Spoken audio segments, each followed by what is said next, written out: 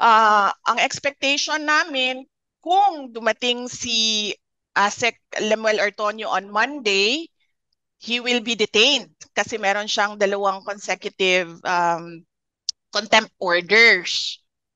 And alam niyo naman dito sa Kongreso, no, um, sila naman kasi nagsasabi kung ilang araw, ilang buwan. So, ang preparation namin is until after the New Year. And then the next uh, planning namin is until after Congress adjourns, which is on June. June.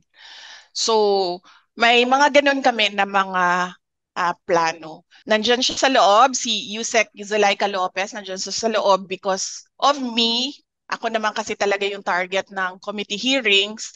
Nandito ako sa loob ng office ni Congressman Pulong Duterte because of her in detention. So, expectation namin, pagdating ni Gina Acosta, kung darating man siya, pagdating ni Lemuel Ortonio, ni Sunshine Fajarda, and ni Edward Fajarda, ganun na rin yung gagawin namin. So, um, kaya nga yung sinabi din ni Congressman Pulong, he gave me permission to stay indefinitely and hold office indefinitely dito sa office niya.